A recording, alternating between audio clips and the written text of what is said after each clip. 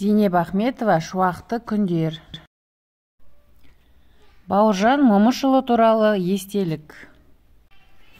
Әке үйінің оң жағындағы салтанатты қыз дәуреніммен қоштасып, өз алдыма түтін түтеткеніме 3 айға жуықтап қалған. Бұрынғы қызметім қала сыртында болғандықтан, бір жола босап, әрі мамандығым бойынша жұмыстың ыңғайы келе қоймай уақытша үйде отырғанмын.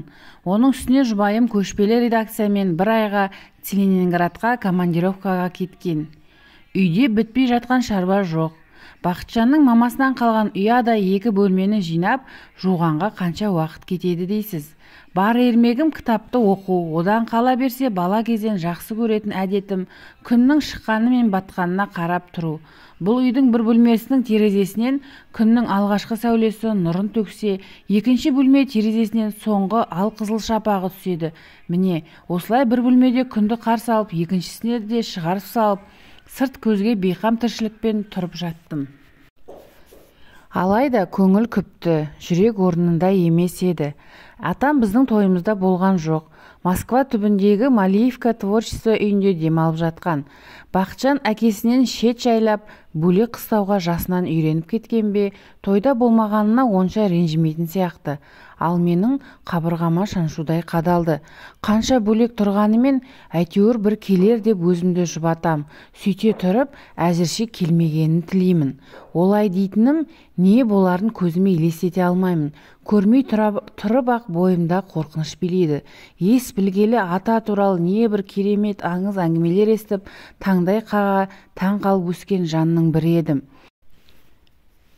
Кішірек кезімде ол кісіні атса оқ өтпейтін, шапса қылыш кеспейтін, баяғының батырларында елестететінмін.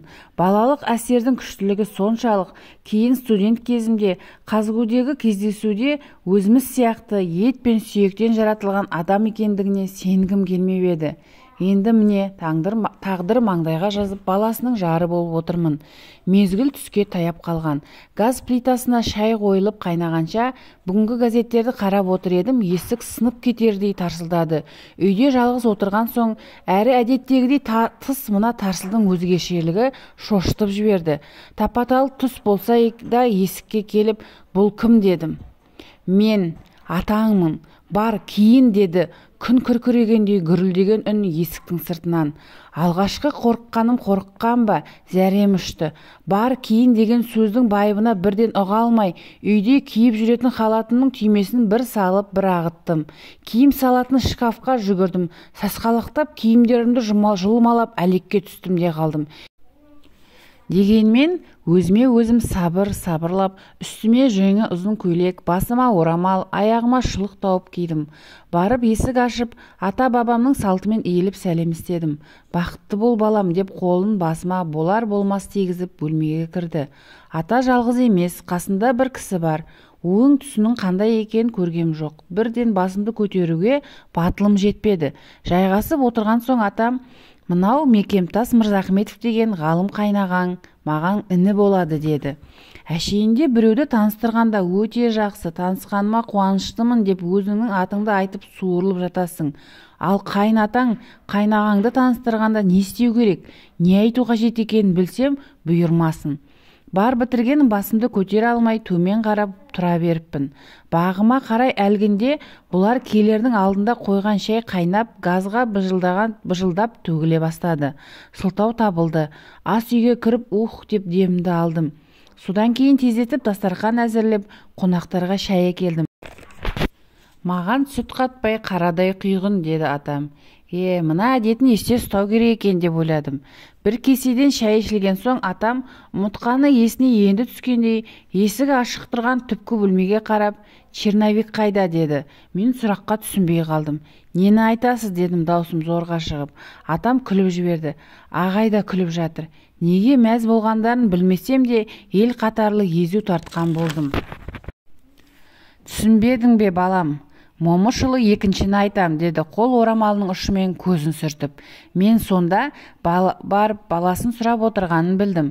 Көшпелі редакциямен Целиноград жаққа 1 айға командировкаға кетті дедім.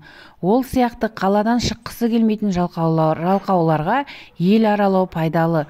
босқа көше таптап табанын тоздырғанша еңбек адамдарының тіршілігін көріп, қиындығы мен қызығына аз да болса ортақтасып келсе, одан олжалы адам жоқ деді.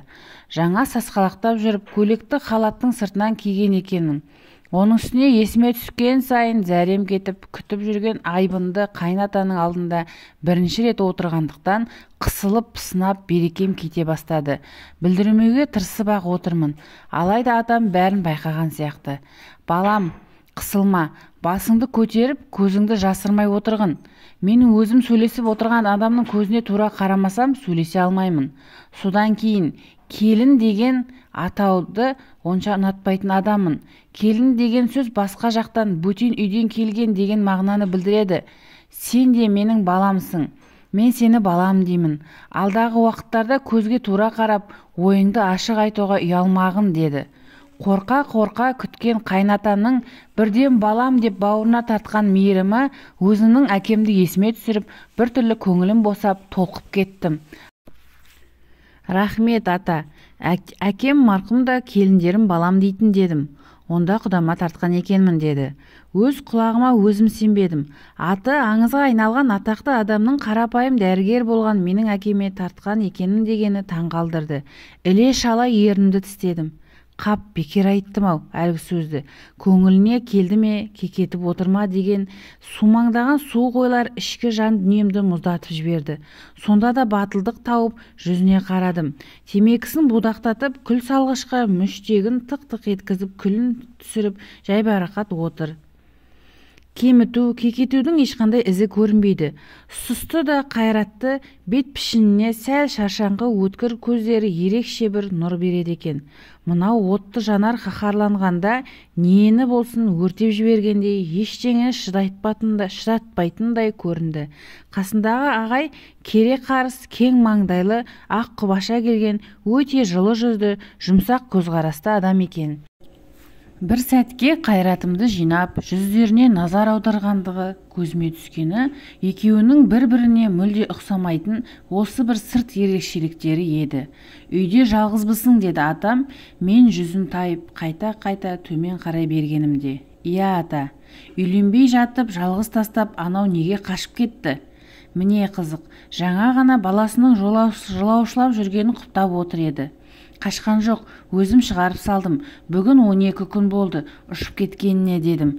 Самолетке дейін шығарып салдым демекші болдым ба, әйтеуір сөзім бытырап ұйқаспай кетті. Тоже мне птичка божья деп мырс етті де, дегенмен қалай жалғыз тұрып жатырсың деді. Мен үйреніп қалғанымды айттым. Жалғыздыққа үйренудің қажеті жоқ деді, дауысы өктемдеу естілді. Не жауап берерімді білмеген соң үндемедім.